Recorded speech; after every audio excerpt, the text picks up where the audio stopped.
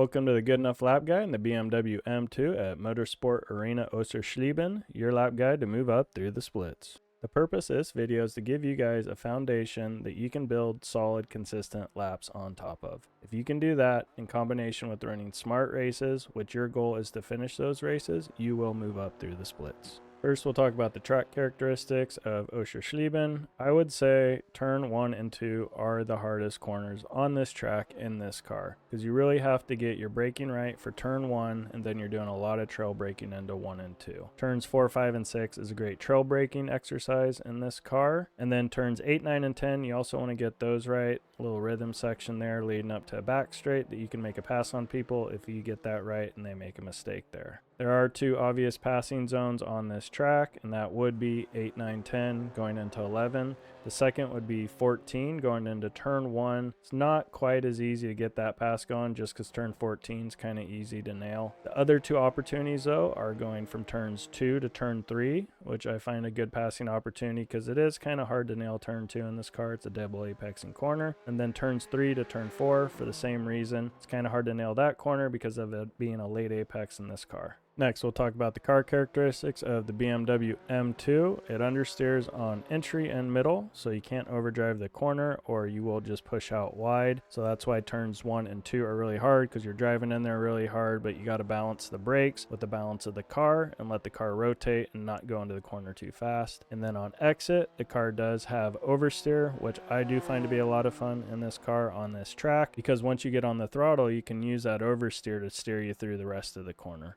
The weather for this lap was 68 degrees Fahrenheit or 20 degrees Celsius. The track temp was 77 degrees Fahrenheit or 25 degrees Celsius. The lap time was 134.966. Sector 1 was a 34.460. Sector 2 was a 33.251. And Sector 3 was a 27.255. Alright, let's get into the lap. For turn 1, we're going to brake where the concrete wall ends on the right. It'll be a middle late apex for the corner. There's going to be a lot of trail braking in this section just to get the car to rotate the way you need. You don't want to overshoot turn 1 and go wide, because then it'll give you too shallow a line going into turn 2. Turn 2 is a double apexing corner. Your first apex is going to be right here.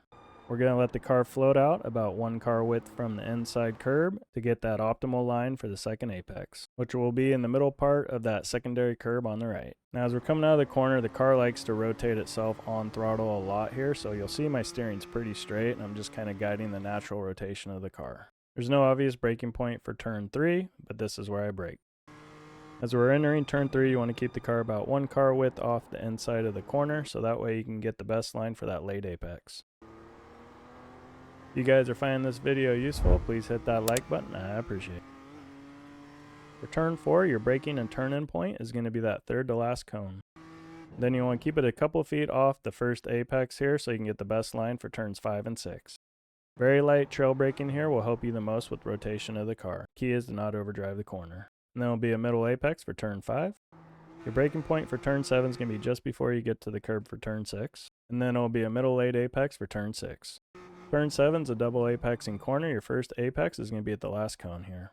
We're then going to let the car float a couple of feet off the inside curb so we can get the best line for the second apex. Your second apex is going to be just before that second green curb starts on the right. For turn 8, we'll lift about 20 feet before the overhead lights. It'll be a middle apex for the corner. Don't touch that secondary curb. Cut turn 9 as much as you can without going over that cone on the inside. That'll give you the best angle for turn 10, which you're going to have a late apex, and don't touch that secondary curb. You also may need to do a little trail braking just to get the car to rotate initially, then you can get on the throttle and that'll help finish the rotation. If you guys are enjoying this lap guide, I'm doing lap guides for the BMW every week. If I haven't already done a lap guide, if you want to check out the lap guides I have already done, check out my channel. For turn 11, we're going to brake just before the 100 marker. And then it's going to be a middle late apex for the corner. Don't touch the secondary curb. For turn 12, it'll be a middle apex. Don't touch the secondary curb. For turn 13, we're going to brake at the end of the black tires on the left. And then it'll be a middle late apex for the corner. Don't touch the secondary curb. The braking point for turn 14 is going to be just past where the grass starts on the left. Then you want to get to the left as much as you can, but you got to keep some part of your right side tires on the right side of the white checkered line. And then it'll be a late apex for the corner. Don't touch the secondary curb. And that's your good enough lap guide in the BMW M2 at Motorsport Arena Oschersleben. If you guys liked the video, hit that thumbs up button and subscribe to catch the next video when it comes out. See you guys in the next one.